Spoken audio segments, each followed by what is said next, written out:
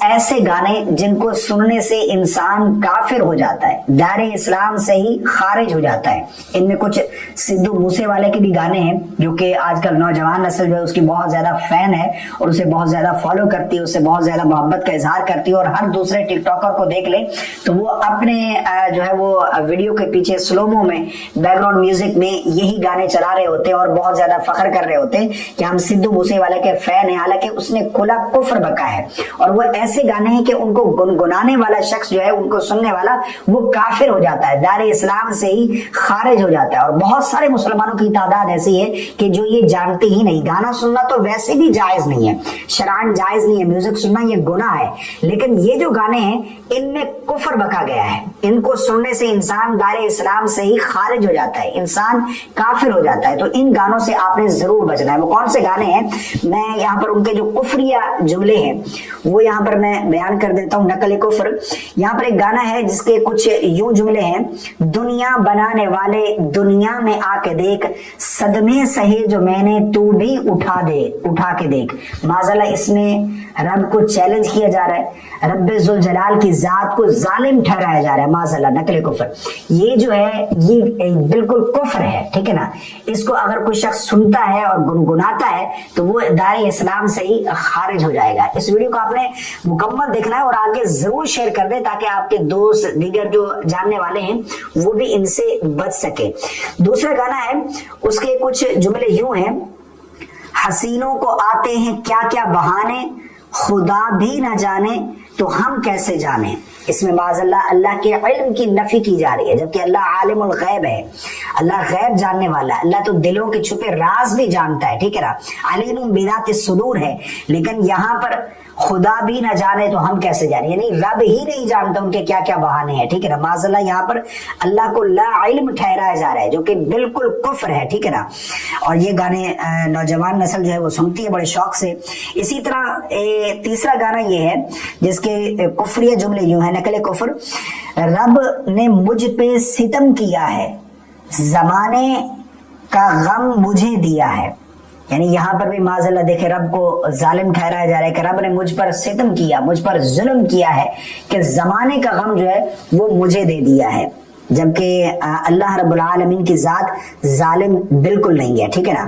یہاں پر ایک اور گانا ہے جس کے جملے کفریہ کچھ یوں ہیں: مجھ کو بتاؤ جہاں کے مالک، یہ کیا نظارے دکھا رہا ہے، تیرے سمندر میں کیا کمی تھی جو آج مجھ کو رلا رہا ہے۔ معاذ اللہ یہاں پر دیکھیں کہ تیرے سمندر میں کیا کمی تھی جو آج مجھ کو رلا رہا ہے، یعنی رب محتاج ہو گیا، اس کے سمندر میں کمی ہو گئی، اس وجہ سے اس کو رلایا جا رہا ہے۔ یہ بھی معاذ اللہ کفر ہے، ٹھیک ہے نا۔ اگر کوئی شخص سنتا ہے، گنگناتا ہے اور ان جملوں پر راضی رہتا ہے، اس میں جو کفر ہے اس پر راضی ہوتا ہے کہ ہاں ٹھیک ہے یہ ایسے ہی ہے، تو وہ دار اسلام سے خارج ہو جائے گا، وہ انسان کافر ہو جائے گا۔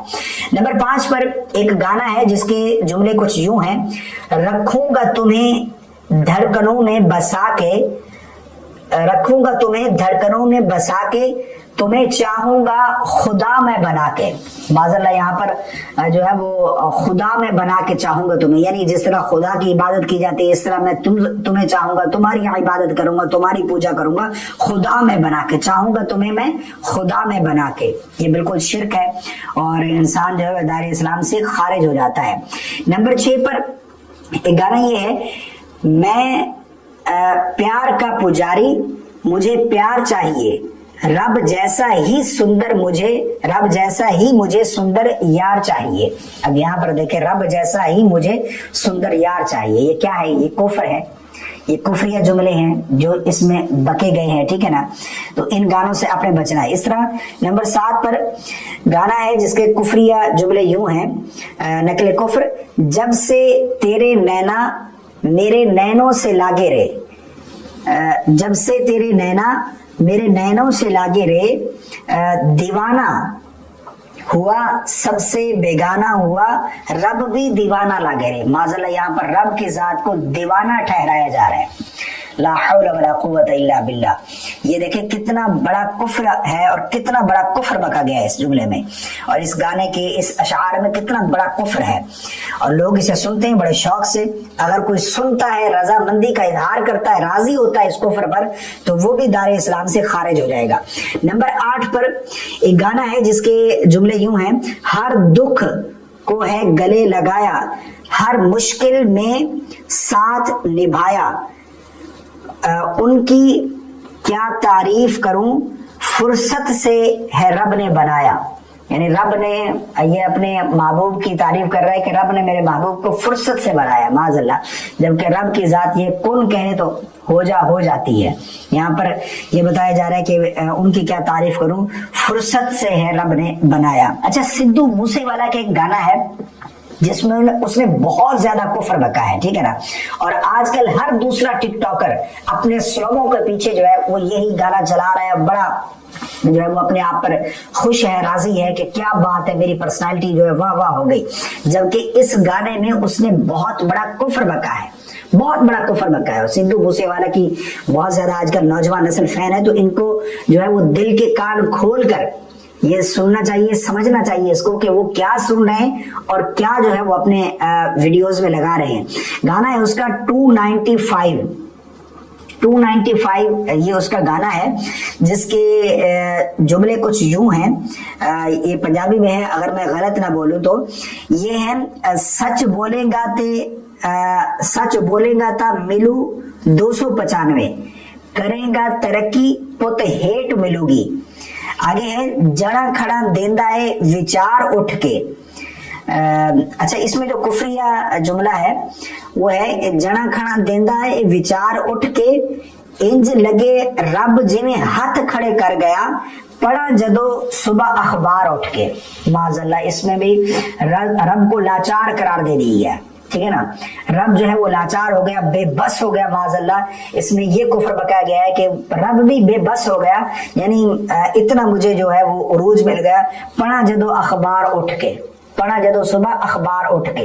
یہ کتنا بڑا کفر ہے کہ اللہ کو بے بس ٹھہرایا جا رہا ہے, اللہ کو لاچار ٹھہرا دیا گیا, معاذ اللہ, لا حول ولا قوت الا باللہ.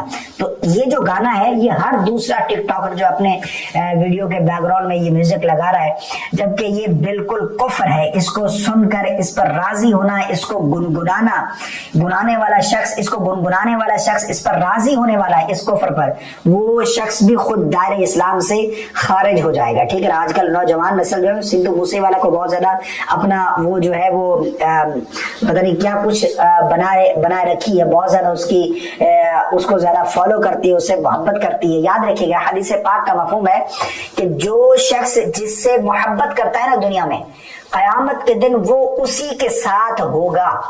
اگر آج آپ ان ایکٹریس, ان فلموں ڈراموں کے, ان گلوکاروں کے, ان گویوں کے آپ فین رہیں گے, تو پھر قیامت کے دن جو ان کا حشر ہوگا نا, وہ ان کے ساتھ ہی آپ کا حشر کیا جائے گا, ٹھیک ہے نا. یہ صحیح حدیث ہے. تو اس لیے ہمیں اپنا آئیڈیل جو ہے وہ نبی کریم صلی اللہ علیہ وسلم کی ذات کو بنانا چاہیے, صحابہ کرام کو, اولیاء کرام کو, اسی طرح جو بزرگان دین ہیں ان کے ساتھ ہماری وابستگی ہونی چاہیے, ان سے ہمیں محبت کا اظہار کرنا چاہیے. نبی کریم صلی اللہ علیہ وسلم کی ذات سے بے پناہ محبت کا اظہار کرنا چاہیے, نہ کہ ان کافروں کو, ان بدبختوں کو, ان لائنوں کو کہ جو اللہ کے دشمن ہیں, اللہ کی شریعت کے دشمن ہیں, ان لوگوں کے ساتھ آپ محبت کا اظہار کرتے ہیں تو قیامت کے دن آپ کا حشر انہی کے ساتھ ہوگا.